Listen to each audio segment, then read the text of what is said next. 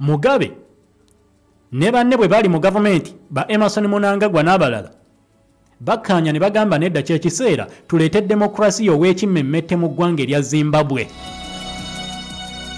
2013 ne bagamba tuyite mu ssemateeka tuleetewo demokrasiya abantu babeerenga waakiri buli omu awoomerwa obukulembeze emyaka 10 n'abuta. Mugabe mu kiseera ekyo yali akaddiye nnyo ng'agwa n'ebigo ng'atambula speech asoma nkadde n'ebirala, naye ne bagamba nno eggwanga lino okutereera okubeera ntufuna obukulembeze ffenna mwe tugenda okweyagaliramu tutondewo embeera egenda okuleeta ekyo demokrasiya bukale mu ggwanga erya Zimbabwe. 2013 ne batondawo waakiri ekkomo ku bisanja omuntu byateeka okulemberera eggwanga eryo erya Zimbabwe, naye ekyatabudde bannansi b'eggwanga eryo Emmerson Mnangagwa bukyangajja mu bukulembeze mwaka gwali gwa 2017 oluvannyuma lw'ekiwamba buyinza ekyaliwo Robert Mugabe ne bamuwamba ne bamuggyako. Musajja wattu n'afuna stress y'amaanyi. Mugabe yawangaalawo katono n'afa, n'aleka Mnangagwa nga yakulembera eggwanga eryo. Kaakati bagamba Mnangagwa wadde yajja mu buyinza naye abwagala nnyo okusinga ekintu ekirala kyonna, era byonna kati byakola byoleka nti tagenda kuva mu buyinza bwa ggwanga lya Zimbabwe lunaku lwa leero, tagenda kuvaamu nkya. Ayagala enteekateeka zikolebwe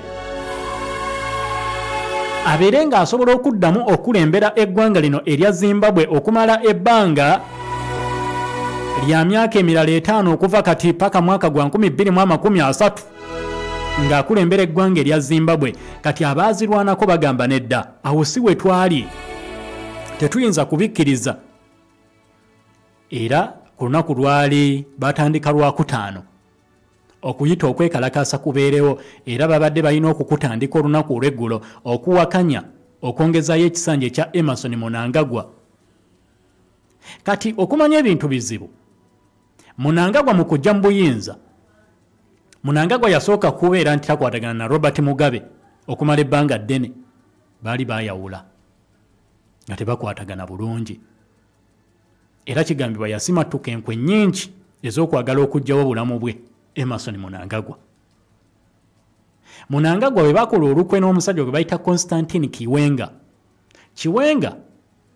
be bamu ku bajeno retired general ow'eggwanga erya Zimbabwe, be bamu ku bakulembera okuggyako Robert Mugabe.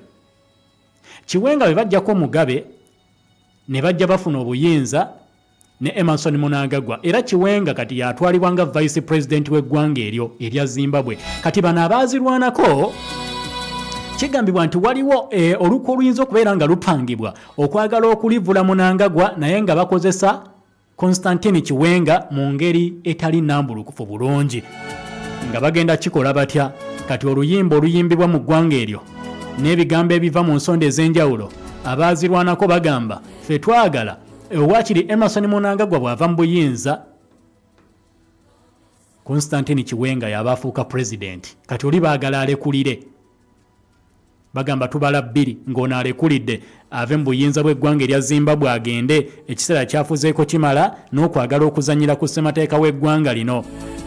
Ripooti zino bukyanga zitandika okuvaayo ezoleka nti Mnangagwa ayagala kweyongezayo paka mwaka gwa 2030 azabyegaana n'agamba bannange nze saagalangako kusigala mu buyinza bwa ggwanga lya Zimbabwe kumala bbanga lino lyonna, nze nange njagala kufugako akaseera katono ekisanja kyange bwe kinaggwaako ŋŋende